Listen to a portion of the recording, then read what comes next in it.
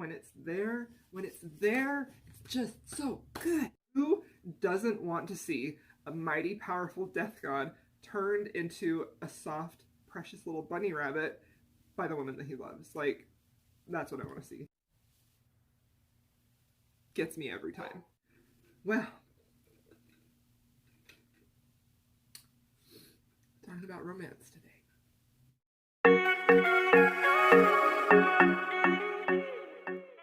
Hi everybody, welcome back to my channel. Today we're going to be talking about my top 10 favorite romantic couples from 2020 part 1.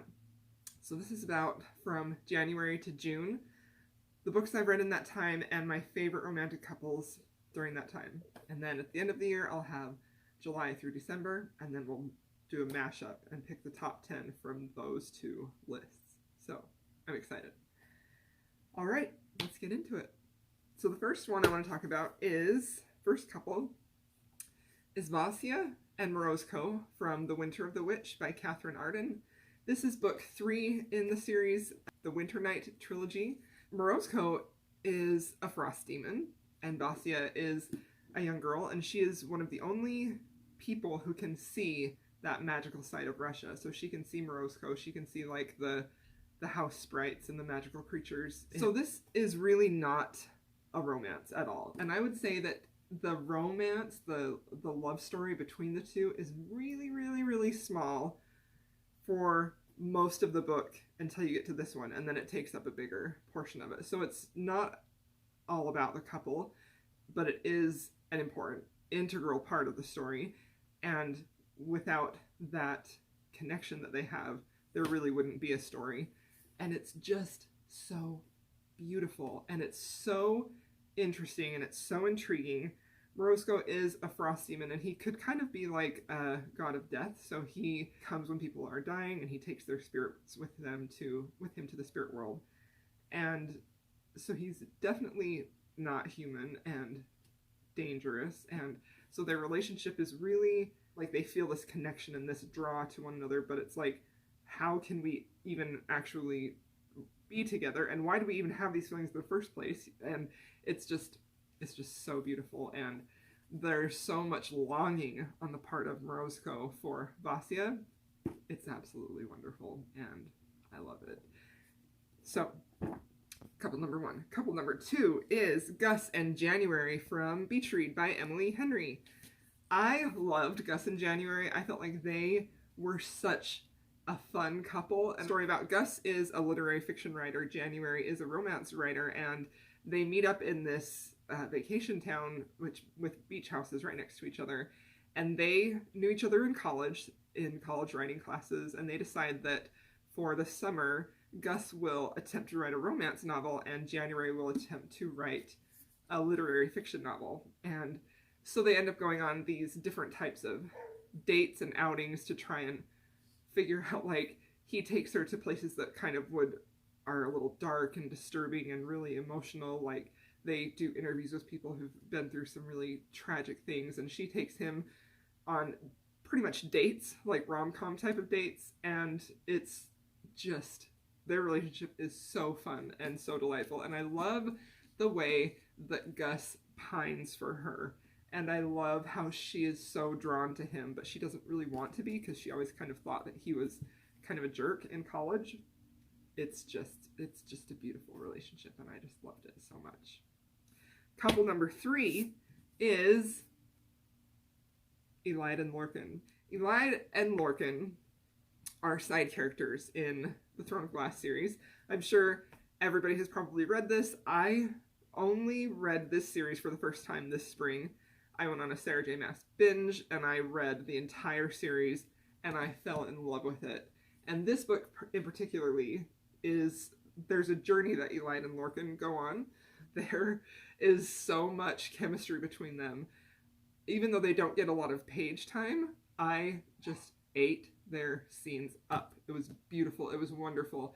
Who doesn't want to see a mighty, powerful death god turned into a soft, precious little bunny rabbit by the woman that he loves? Like, that's what I want to see. That is, I just love it. I loved it so much. I loved their story in this, and I especially loved the scenes they were in Kingdom of Ash. I just loved them so much. I want a book of just those two. So bad. Couple number 4 is Josh and Hazel from Josh and Hazel's Guide to Not Dating by Christina Lauren. These two are so sweet and so fun, and Josh is one of my favorite male characters that I have ever read. I loved how he cared about Hazel, and I loved how he was such a good friend to her, and I loved how funny this book was. I was reading this book in March, and March was a rough time, and I really needed a light, happy read, and I was dying of laughter through the first 15 pages of this book, just cracking up out loud. It was such a good time. I love their romance. That is probably my favorite Christina Lauren book that I've ever read. It's beautiful, it's fun, it's charming, it's happy. It's just one of my favorite reads ever. And I honestly am not a huge fan of friends to lovers, that trope. I much prefer the enemies to lovers. But that book made me a big fan of friends to lovers. It was perfect. I loved it. Couple number 5, one of my favorite couples of the whole year. And I am extremely anxious for this couple for future books, because when I show it to you, you will know why, because she has a pattern. Hunt and Bryce from A House of Earth and Blood by Sarah J. Maas. I went into this book thinking I'm not going to get attached. I'm not going to get attached to whoever the love interest is, because we all know what Sarah J. Maas does with love interests after the first book. We know what she does, right? But I love Hunt so much. I love Hunt and Bryce's relationship. It is just it's just wonderful. It's just so good, right? Like, just so good. Like, very, very slow burn too, because this book is about 800 pages long, and the romance doesn't really even come into it until towards the end of the book. But when it's there, it's just so good. Oh, it's so good. I loved it. One of my favorite couples of all time. I cannot wait for further books into this series, even though I'm also really, really anxious, because I don't want anything to happen to my beautiful Hunt and Bryce. They need to stay together. So, okay. Couple number 6 is Chloe and Red from Get a Life, Chloe Brown. This couple, let me just tell you, this couple. Chloe is a very lovable character. She's very interesting. She's very complex. She has a chronic illness, and she has, because of that chronic illness, she has kind of lived her life a little bit more subtly than she would like to. She hasn't done a lot of things that she feels like living a life is doing that. So she decides she's going to make a list of things to get a life. And some of them are like ride a motorcycle and have a one-night stand and like all of these fun, crazy things. And she meets Red, who is, I think, the superintendent of her apartment building. They have an adorable first meeting. An adorable first meeting. It's so good. And they become friends, and he finds out about her list, and he decides he's going to help her. Now, Red has, on the surface, all the makings of a tough guy. Like, he has a lot of tattoos, he has facial hair, he has a motorcycle that he rides, but he's really such a soft, sweet, classic cinnamon roll type of hero, and he is so smitten with Chloe, and I just loved their relationship. It was so soft and beautiful. So good. Perfect. I loved it. All of these books that I'm talking about have the romance as a central plot, except for Empire of Storms and The Winter of the Witch. It's very much a side plot in that. So don't go into those expecting to get a really good romance and have that be front stage, but it's so good in the background that I feel like the read is worth it just for that alone. Because I don't really like books unless they have like some kind of romance, you know? And I mean, I do, but I would much prefer it if it had romance. So now that I've been waving this around, couple number 7 is Thora and Nikolay from Amor Amor by Krista and Becca Ritchie. I loved this book. This is a very interesting world that they're in, because it's in like sort of like an ethereal circus, right? So they like kind of like Cirque du Soleil in Vegas. They do a show. Thora is the main character. She left college, she left all of everything back east, and she goes to Vegas to try out for a part in this circus. She's an athlete. Nikolay is an athlete. And I really love when both characters are athletes and we get to see them train and interact together. That's one of my favorite things in books. I love that trope. Because I think there's so much opportunity for them to have fun moments as they're training together, but I just love it. And Nikolay is the star of the show. He is like a huge, beautiful Russian athletic man, and he is extremely confident, and he's very cocky, and he knows his appeal and his attractiveness, and he knows how good he is at what he does. And when he meets Thora, it's, you know, she's taken aback by that, and she's convinced that she's not gonna fall for him. So when they actually do come together, and you see him, that cockiness and that overconfidence kind of like fade away, and you see how he can be so tender and how he can really be so sweet. And I think another thing that I really loved about this relationship was just how much faith he has in her ability, and how much trust he has in her as an athlete. And he sees things in her that she doesn't see in herself, and he really pushes her to the next level, and their romance is beautiful. I love that book. Wonderful, wonderful couple. Couple number 8 is Marianne and her love interest from Edenbrook. I'm not going to say his name because it will spoil the plot.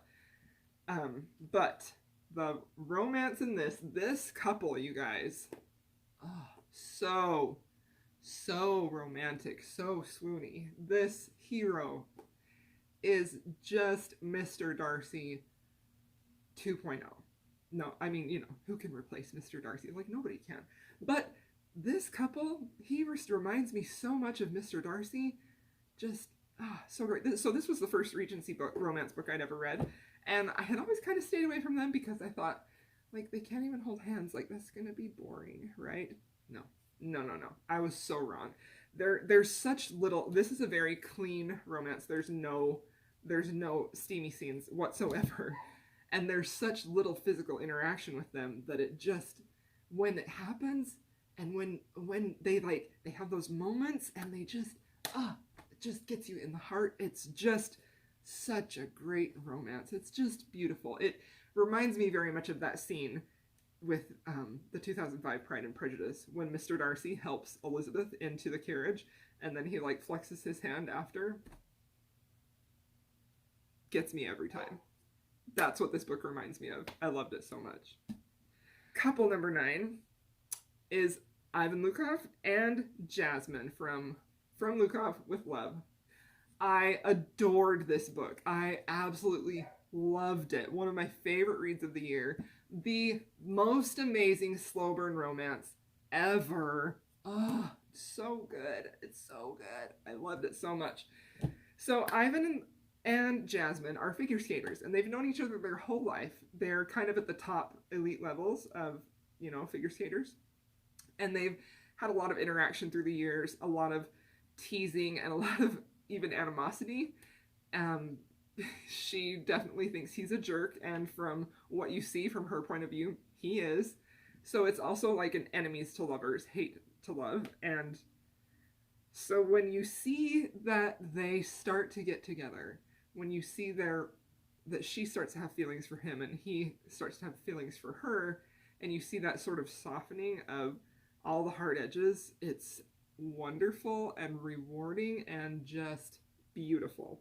I love that couple. It's one of my favorite couples of all time. Fabulous, fabulous. And my last couple number 10, is Penelope and Born from A Rogue by Any Other Name by Sarah McLean. So Born is Marquess, and he had been cast out of society. And Penelope is a little bit aging for the time, who isn't married already. She had a broken engagement and is sort of feeling like she's gonna have to settle if she wants to marry for someone that she doesn't have really passionate romantic feelings for. She doesn't really want to do that. She wants something more, but she feels like she's at the time in her life where it's just, that's what she's going to have to do, or else just not marry. In comes Born, ready to do anything he can to get his inheritance back and reclaim his land. And one of those things is marry Penelope. So it's their love story. It's so good. There's so much tension. There's so much banter. They're so fun together. She's very independent, and she just sort of decides to do things on her own. You see Born want to try and protect her and shield her from that thing, the part of his world that's kind of in the underworld, and he doesn't want her involved, and there's a lot of trying to not let her see who he really is, convinced that she will think less of him. Their love story is beautiful and hot and just wonderful. I love that couple. Okay, that's my 10 favorite couples for the first part of the year, January through June. I hope you guys enjoyed those. Let me know if you've read any of these books and if these are some of your favorite couples too. And let me know what one of your favorite couples is for the year, because I would love to read them for the last part of the year. Okay, thanks. Thanks for watching. Bye.